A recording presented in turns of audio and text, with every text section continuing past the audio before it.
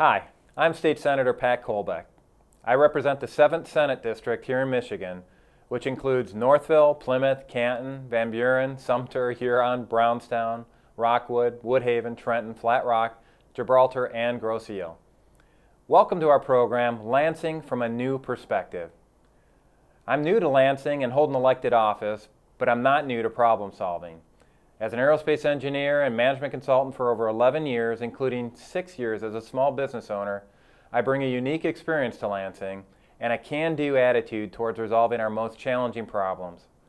As your state senator, I am working to engage residents of the 7th District in a variety of ways, including meet and greets, town halls, and the internet.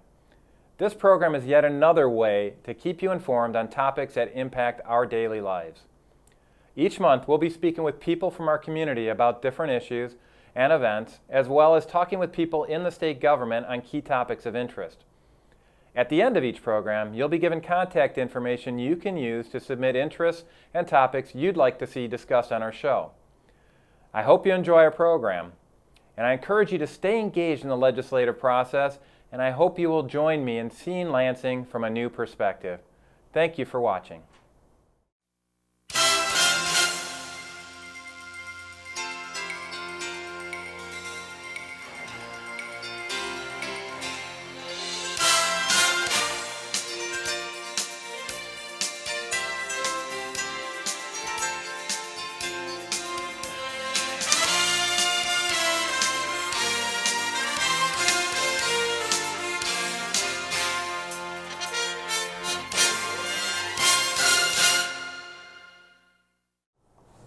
Welcome to this forum on educational excellence. With me today are Dan Kurt, who's going to be representing the perspective of parents with students in a district-based public school system. We've got Paula Ford here, who's representing parents of public school academies, also known as charter academies. And we've got Carla Malcomson, who's representing homeschoolers. And we've also got Haener-Meghren, who's going to be representing parochial schools or private schools. So thank you very much for joining us today. I appreciate it. Thanks for having us.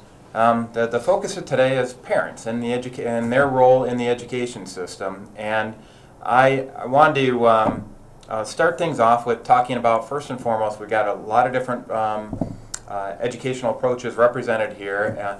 And each one of them has a different financial burden associated with it, and I was wondering if maybe we could start off with, first and foremost, we'll start off with the district-based public school, and what's the financial burden to a parent in the district-based public school? The basic financial burden is it's through my taxes. I don't really have I don't have to write a check to the public school every year. Okay. For me, we have a payment. Either you can do a payment plan, but you have tuition that you have to pay for your child to go to a private school or a parochial school. And that's in addition to the taxes you're paying? Right, that's in addition to any taxes. So, you know, for some parents, they maybe can't do it if they can't afford the tuition in addition to their taxes. Okay, and for public school academy or charter schools? That's also like district schools. There's no tuition. It's your tax dollars.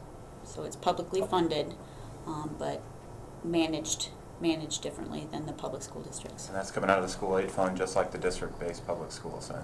And for homeschooling? Well, of course, it's completely our burden, and one we take willingly, though. Yeah, and in addition, once again, to the taxes you're paying. Yes, we also pay taxes, but we don't utilize them. Okay, so now let's talk a little bit about what the role of, get away from finance a little bit, talk about the role of parents in helping to define or shape the curriculum that kids are exposed to in these different environments. And I guess we can start off with, once again, Dan will talk about the district-based public schools. Well, the district-based public schools, the curriculum is really controlled by the Board of Education, the school board, and then it gets trickled down into the schools, the high school, middle school, elementary schools. So that's, the parents really don't have a lot of input, a lot of say into that. It's, you know, the only really input we have is by electing our school board. Okay. How about on parochial schools?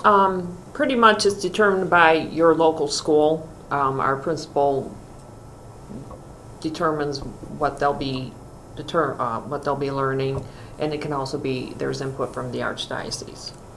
Okay.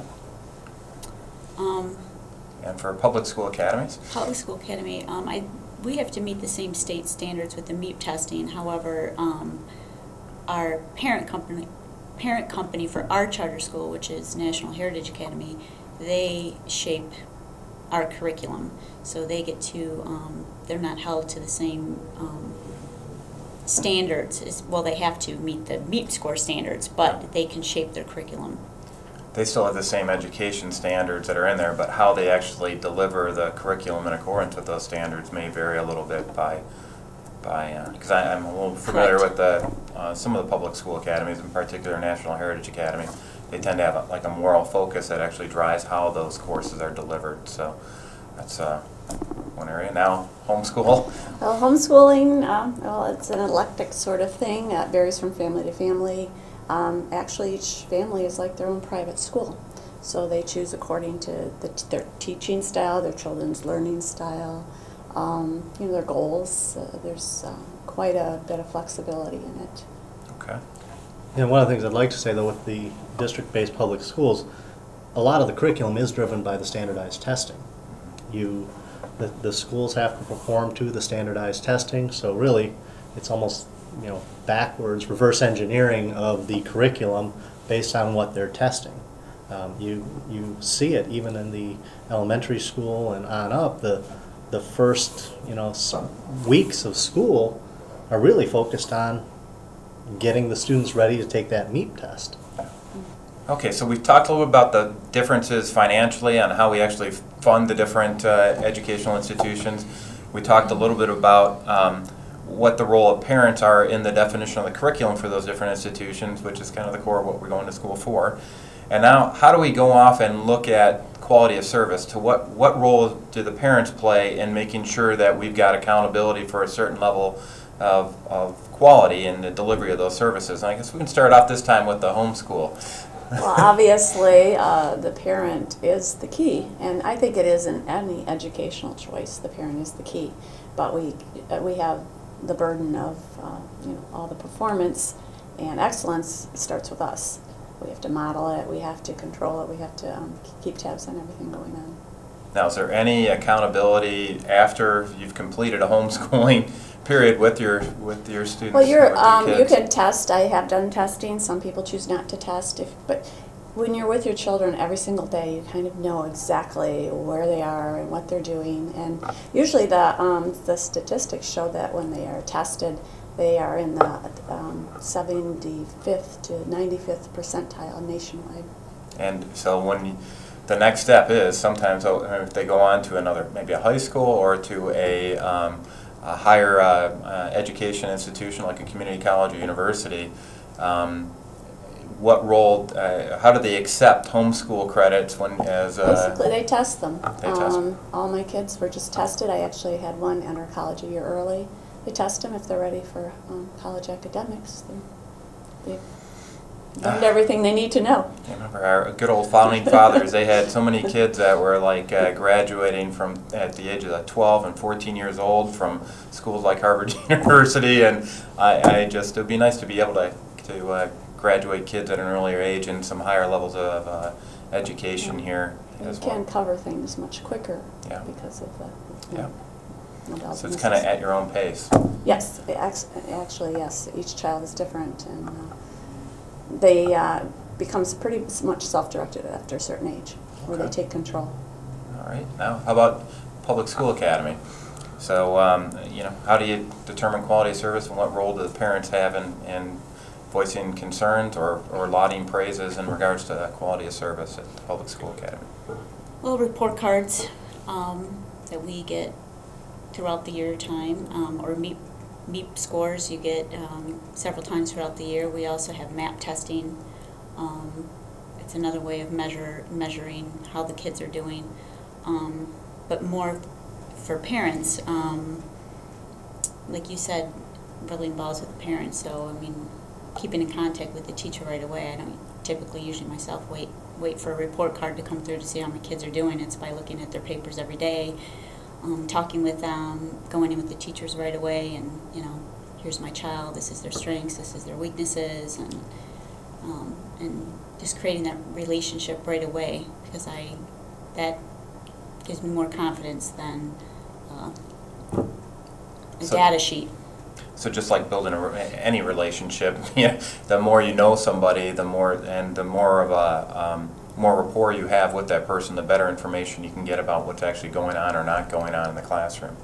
And the teachers, I think, respect when they know where you're coming from and what your family's expectations are. You know, they're going to be more honest with you. They're going to be more attentive with you and trust you, and likewise. Okay. Now, how about parochial schools? A lot of, the same thing that Paula said is you can go into the teacher. Our school is not really big. There's one of each grade.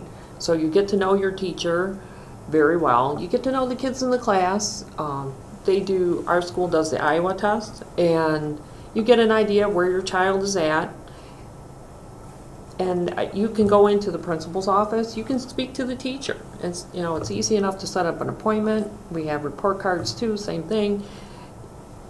It being not a huge school, you can get in there, talk to them, resolve any issues you have, and offer any input. Right. Specifically, if there's something that your child needs, you can get it done and relatively easily. Okay. How about in the district-based public school?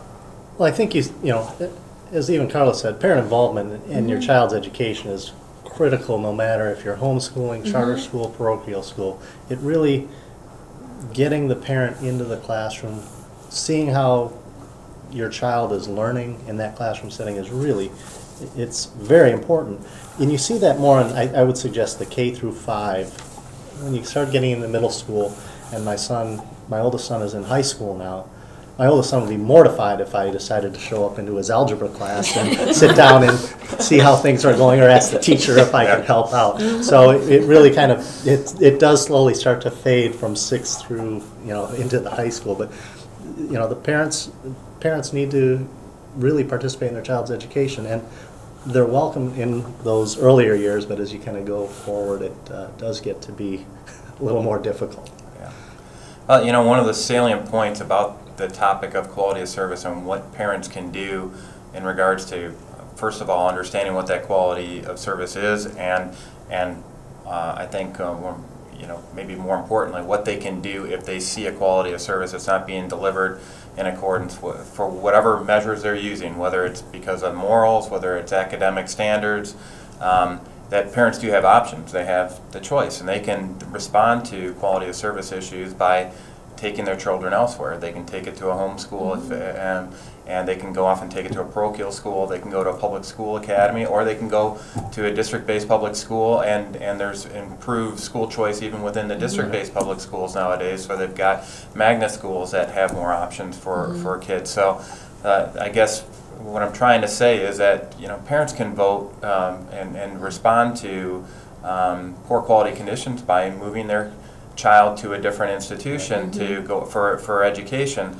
And because of Proposal A, what that means is that they take their dollars with them. So because all school funding now is for the public schools, so this affects public school academies and district-based public schools, those institutions only get paid based on head count. So, and there's other grants and stuff, but primarily it's through head count. And so what we're seeing, I think, in a lot of cases right now is that when a lot of the school districts that are facing funding issues right now, it's because not so much that Lansing is sitting there cutting down on per pupil funding, but it's because a lot of students are actually moving out of their respective districts or their institutions. So it's something we need to keep in mind, and that's all driven by that quality of service or dissatisfaction with the service that they're provided. Or if they're not dissatisfied, maybe they think they can get better service somewhere else. So I think that's kind of